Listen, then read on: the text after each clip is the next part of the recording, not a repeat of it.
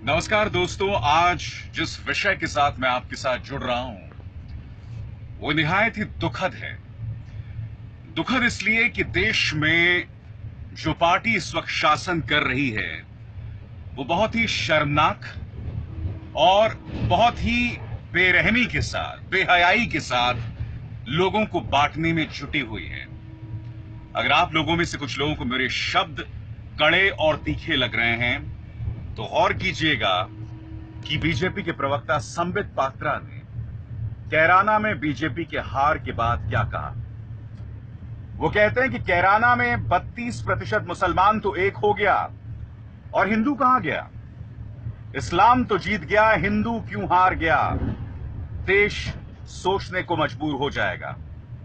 वो ये भी कहते हैं गलती हम हिंदुओं की है, हम आपस में बढ़ जाते हैं और इसी का फायदा कांग्रेस पार्टी उठाती रही है। अब हमें एक होना होगा। दो मुद्दे हैं। पहला, वो कहते हैं कि इस्लाम तो जीत गया है, हिंदुत्व क्यों हार गया। मेरा सवाल संबित पात्रा से यह है कि संबित जी, आप एक बहुत ही सुलझे हुए प्रवक्ता हैं।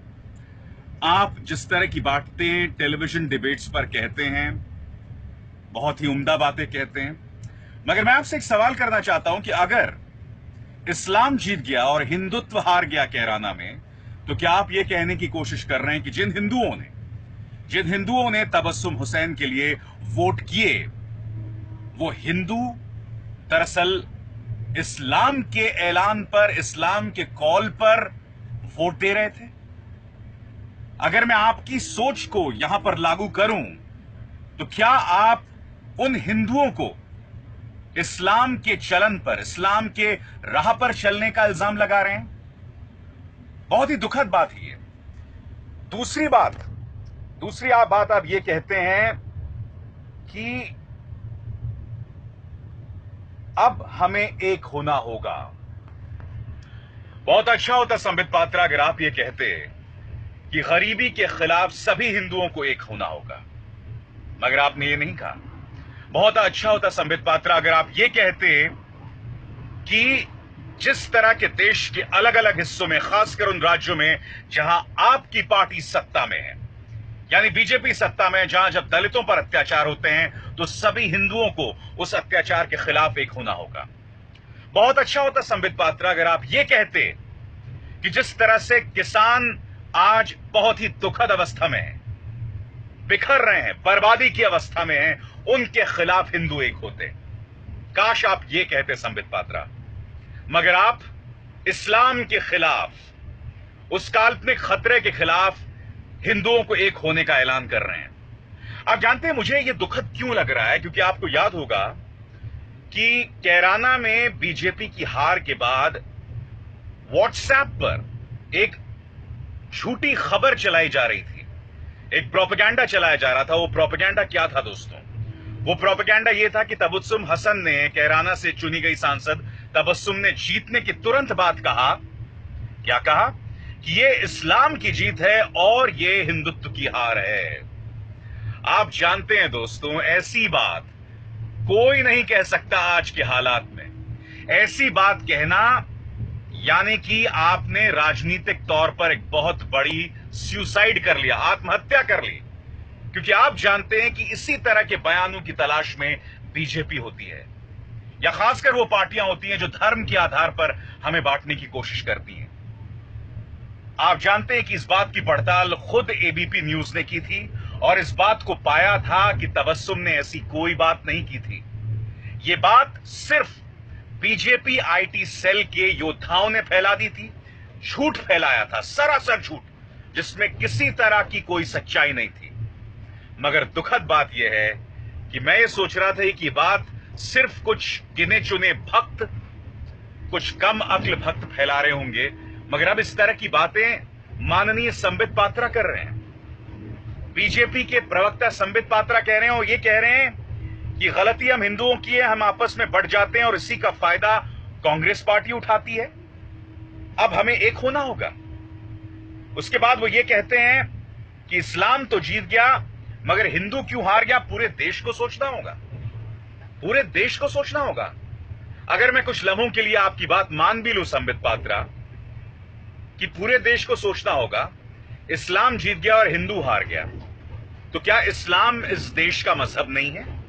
क्या इस्लाम का पालन करने वाले लोग इस देश के वासी नहीं हैं?